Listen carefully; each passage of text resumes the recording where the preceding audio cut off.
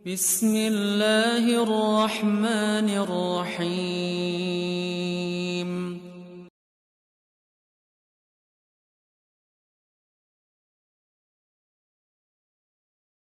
Assalamualaikum. Jangan lupa like, comment, and subscribe. Bye.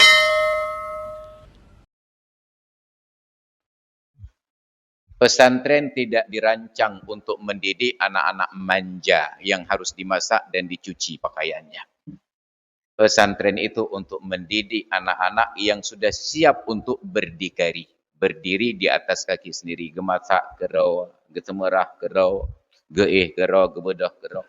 Mereka orang-orang yang sudah tahu kedudukan ilmu. Maka sepanjang sejarah pesantren dan dayah di Aceh, tidak pernah terdengar ada murid yang durhaka kepada guru. Kenapa? Karena mereka paham kedudukan ilmu dan rasa hormat kepada guru. Lalu sejak kapan mulai di pesantren ada demo? Sejak di pesantren menjadi korban kebijakan pemerintah yang memerintahkan orang tua di rumah untuk bekerja dari pagi sampai petang. Pulang jam 5 sore. Bukan pulang jam 5. Jam 5 baru sampai ke tempat absen sidik jari. Antri lesinan, lalu berjalan ke tempat parkir, nyentirang tamu pat, macet ketika pulang, efektif sampai ke rumah jam 5:30 atau jam 6.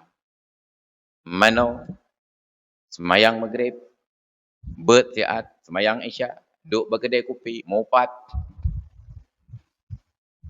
Anak-anak kehilangan orang tua. Maka orang tua yang sadar pendidikan mulai bertanya-tanya, anak kami pulang sekolah jam 2. Ketika anak pulang ke rumah, orang tua enggak ada. Menjadi kesempatan emas bagi iblis dan anak cucunya untuk menggoda generasi ini. Anak-anak berpikir, pulang ke rumah pun enggak ada orang tua. Udahlah kita nongkrong saja di kafe.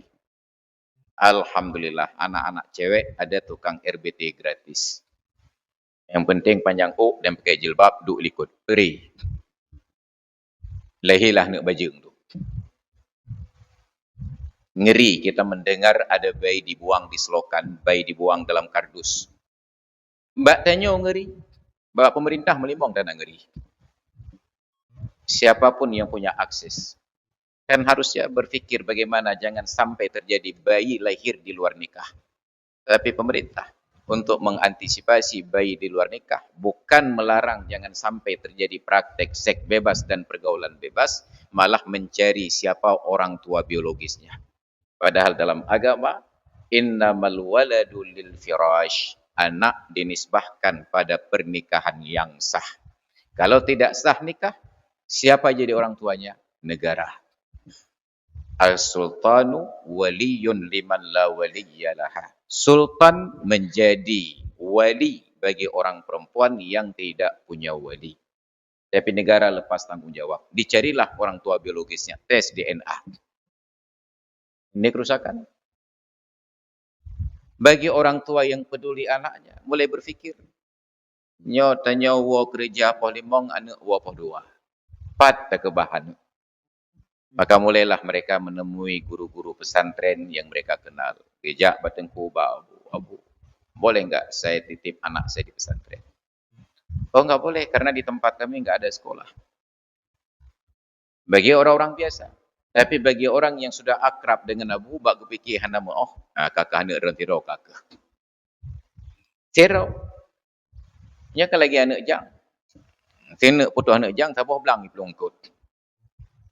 Begitu satu orang lewat, maka dilihat oleh orang lain yang juga kenal abu tersebut. Abu, ejit le kebah nak lentiro tino.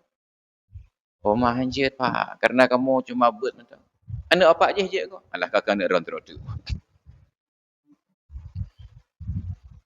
Maka mulailah dari pesantren itu ada murid-murid yang berangkat ke sekolah.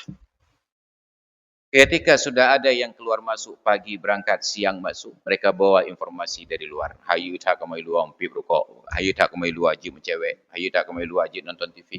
Rusak tatanan di dalam. Mulailah abu-abu ini berfikir supaya sekolah di dalam saja. Kapegat sekula alam daya. Mami kata pegat sekulan murid 2 orang kemah. Pada minta murid lain lah. Maka tambahlah murid.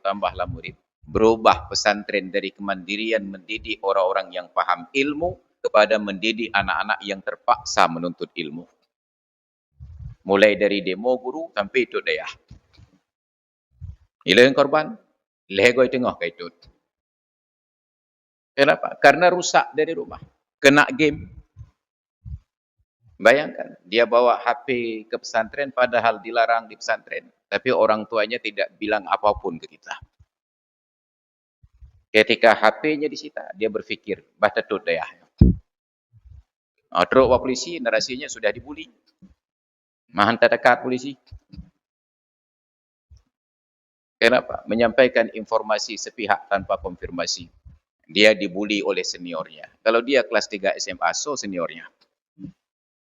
Kecuali narasinya dia dibuli oleh guru. Okey, masih kita terima. Ini dibuli padahal dia kelas 3 SMA. Mahan dekat WE. Bejek kubat.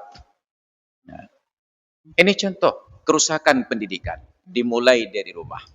Maka saya kritik, dalam Islam, masjid bukan tempat pendidikan dasar. Masjid itu tempat pendidikan tinggi. Pendidikan dasar ada di rumah. Tempat belajar baca dan tulis Al-Quran. Tempat belajar baca dan tulis Latin di rumah. Ibu yang jadi guru. Saya yang ajar baca tulis Al-Quran, ibu saya. Dengan kurikulum pada waktu itu. Dengan kaedah Baghdadiyah juz amma di depan.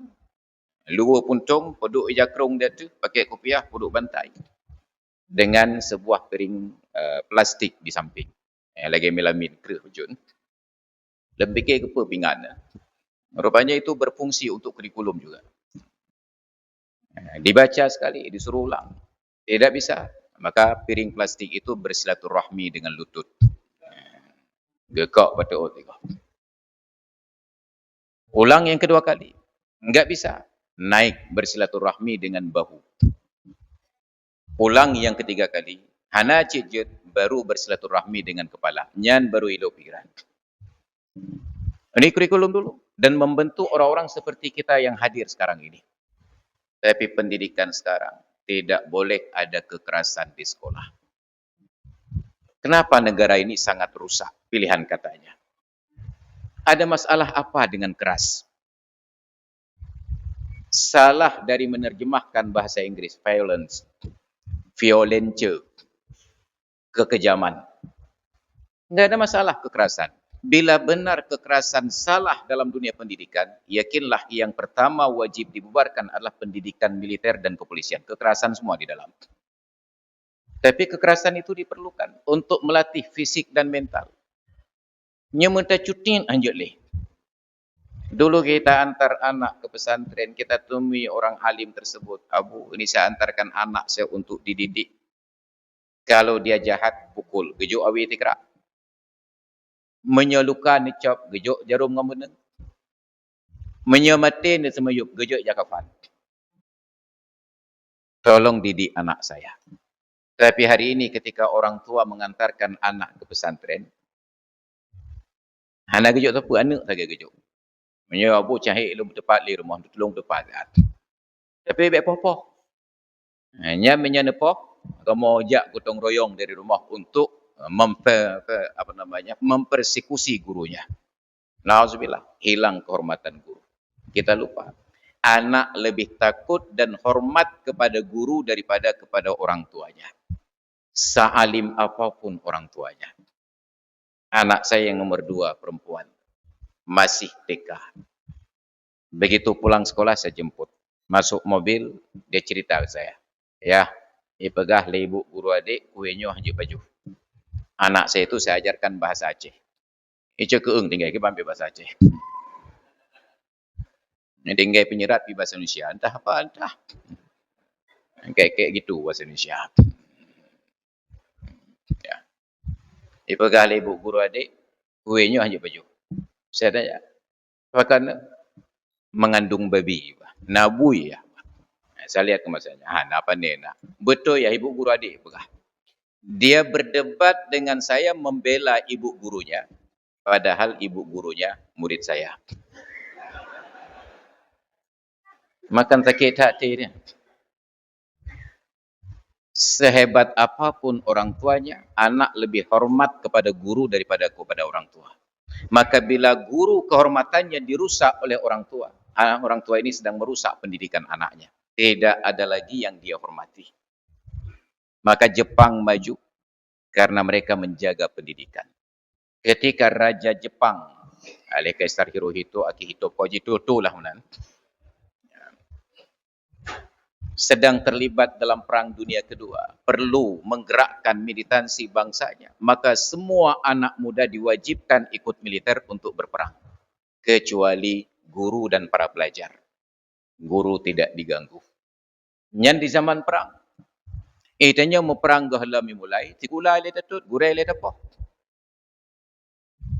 Maka korbanlah Profesor Dr. Dayan Daud, Profesor Dr. Safwan Idris. Perang gahlami mulai, tikula le datut. Begitu Jepang kalah Perang Dunia Kedua, apa instruksi rajanya? Apa titah rajanya? Silahkan semua tempat dirusak, yang jangan sekolah. Jepang hancur di tahun yang sama Indonesia merdeka. Tapi di mana posisi Jepang dan di mana Indonesia? Mereka hormat guru. Maka walaupun mereka para kesatria, ahli bela diri, ninja, samurai, apa yang terjadi? Walaupun mereka ahli bela diri, tapi di depan seorang guru, mereka tetap orang yang lemah. Hormat ke guru. Itanya jurus bela diri. Bacut saja, baru jurus kuda-kuda aja.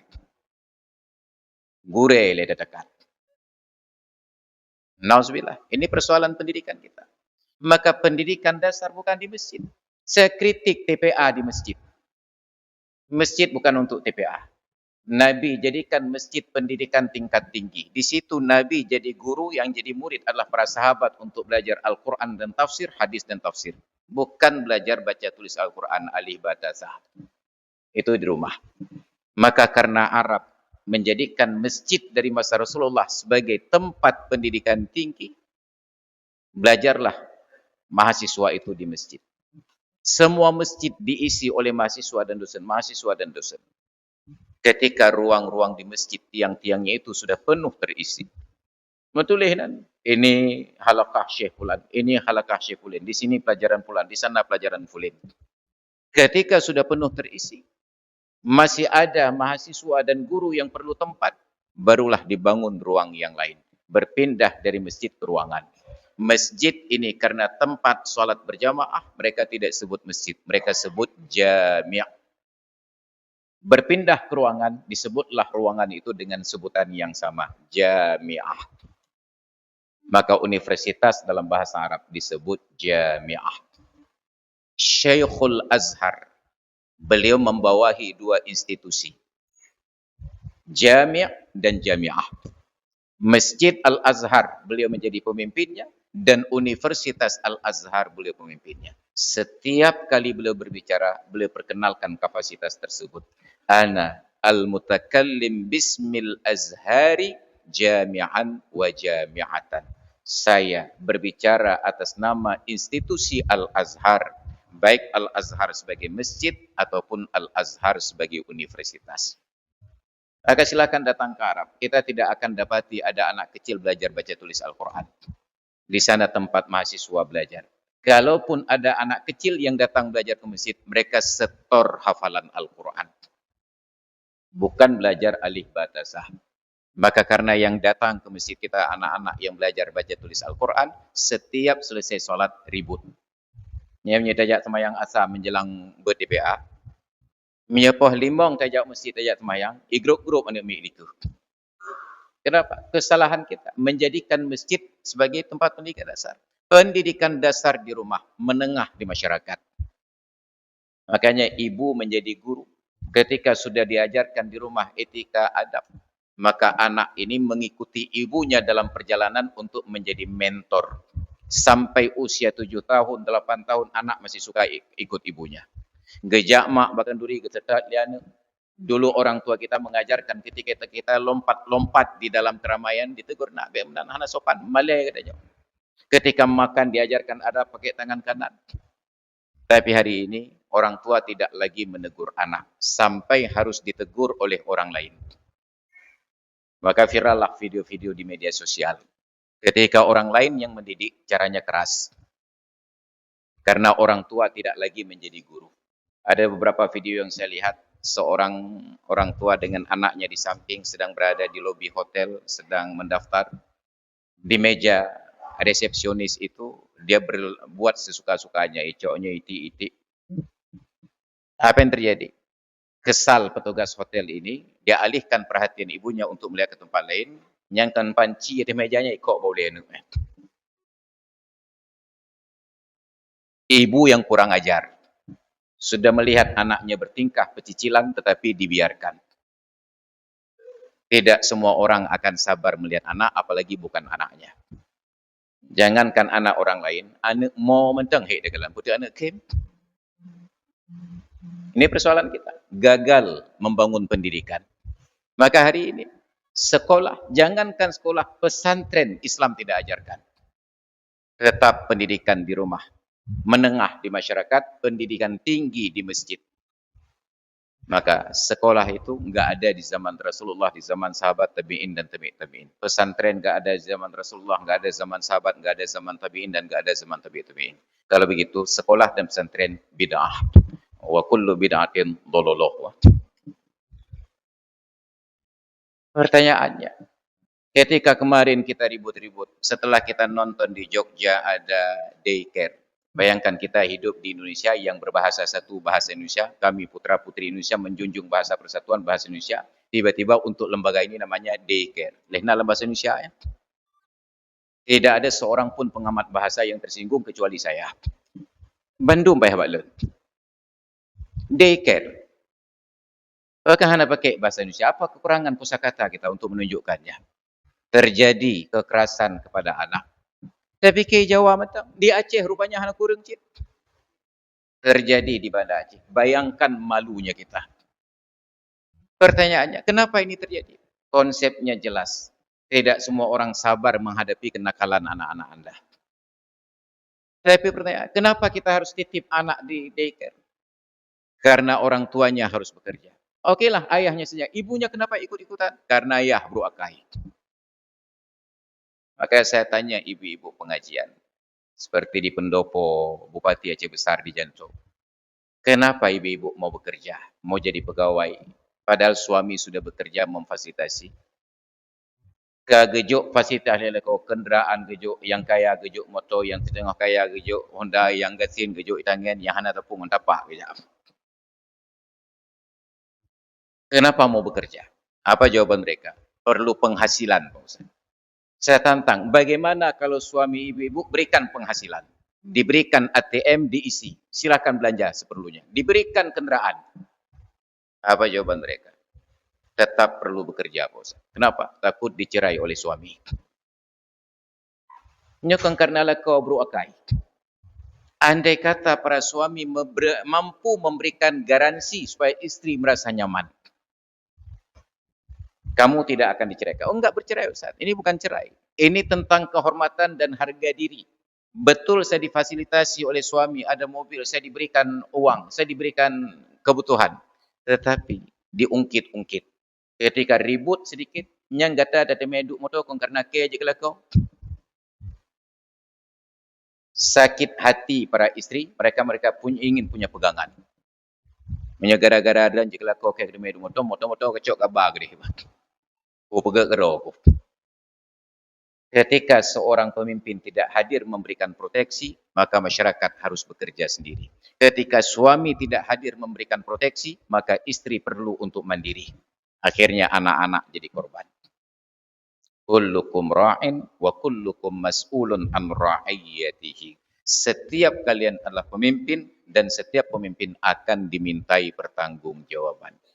Maka saya juga demikian ketika di awal-awal kawin. Istri saya hampir setiap pekan minta kerja. Bang, ini pekerjaan.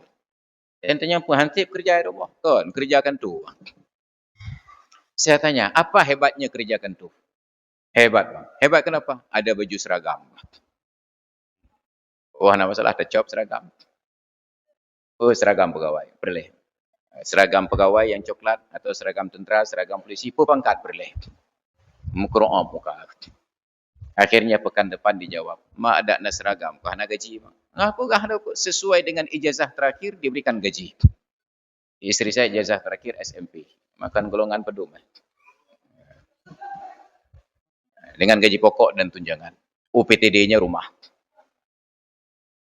Maka alhamdulillah setelah melihat komitmen dari suaminya, istri saya berhenti minta kerja. Duduk di rumah, padum nama ngat tawa rumah tapi nak rumah naik prek. Nya karena lako kerja, rumah kerja. Oh tawa rumah tapah pintu angin dibik ngah hantu di dalam.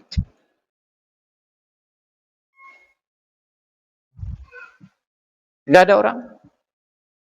Apa yang terjadi? Hilang kebahagiaan. Maka rumah naik kelas dari sebelumnya rumah menjadi hotel. Sore check in, pagi check out. Yang poh-poh si kurang kerja rumah, paling-paling resepsionis nanti. Yang suami kerja, yang istri kerja, yang anak ke sekolah, kepuci rumah. Kita kehilangan makna, orientasi di dalam hidup. Akhirnya kita hanya menjadi buruh saja. Tidak lagi bekerja untuk kebahagiaan. Sayangnya, sudah 20 tahun Aceh dalam damai dengan UUPA memberikan akses luas-luasnya untuk mengatur pemerintahan sendiri. UUPA, pemerintahan Aceh. Be'an tato yang lain, jam kerja yang diubah. Nyaleh ipu priyo ya haji purong. Mihana bebek pa. Bayangkan hari tasyrik, hari kehormatan bagi umat Islam. Kalau pemerintah Aceh tidak mampu meliburkan hari tasyrik, bubar mentang. Kembalikan pelaksanaan syariat Islam. Toh hantam tagalan syariat Islam. Lontir rata tagaw. Apun BO. Orang lu puntung rata tagaw. Lala mesti tamang. Yang nampak di ruang publik saya enggak sanggup kita urus. Syariat. Baru nampak syariat setiap kali mau kampanye. Tak berjuang syariat Islam, tak berjuang syariat Islam. Lehnya lagi roh. Dan sayangnya, orang-orang alim yang diberikan tugas tersebut di MPU sengap gerak. Enggak kena MPU lah. Padahal kita mau guru-guru kita di MPU itu cerewet. Ada banyak wartawan berputar-putar sekitar kantor MPU mencari berita. Andai kata berbalas pantun sejak hari ini ketua berbicara besok wakil 1 lusa, wakil 2 lusa, wakil 3. Mirah gelinyung pemerintah. Tapi diam saja. Maka terjadi pembiaran. Bagi kita syariat hanya untuk mencari uang masuk. Atau jalan masuk uang. Bukan untuk menegakkan kedaulatan dan kehormatan. Kita hanya marah apabila guru kita disinggung. Tapi tidak pernah marah apabila syariat diinjak-injak. Aparat negara, ASN, TNI, Polri. Hanya marah apabila kesatuannya disinggung. Tapi tidak pernah marah apabila kedaulatan negara disinggung. Makanya ketika ada yang bertanya, sebenarnya negara kita ini negara apa? Saya jawab, negara kesatuan. Tapi tergantung Anda dari kesatuan mana. Ini masalah kita. Maka rusak negeri kita. Maka hadirin sekalian yang dirahmati Allah. Kita seharusnya ada perubahan kemajuan. Diaturlah jam kerja. Supaya pendidikan itu berjalan. Walaupun orang perempuan tetap jadi pegawai, silakan. Tapi berikan jam kerja yang fleksibel. Bila suami masuk kantor jam 8, seharusnya istri masuk kantor jam 9.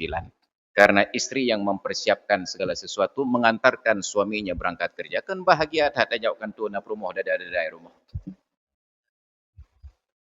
Kalau suami pulang jam 5, istri pulang jam 4. Menantau rumah kena perumah. Ini bayangkan nasib para suami yang pegawai ini sudah seperti jai langkung. Datang tak diundang, pulang tak dijemput. Ajak kero, tawa kero.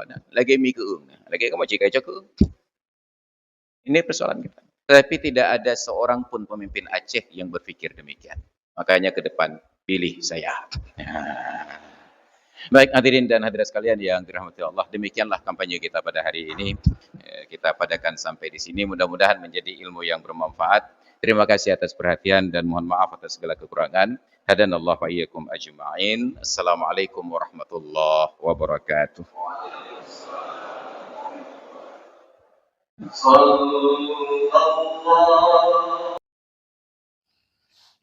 Terima kasih.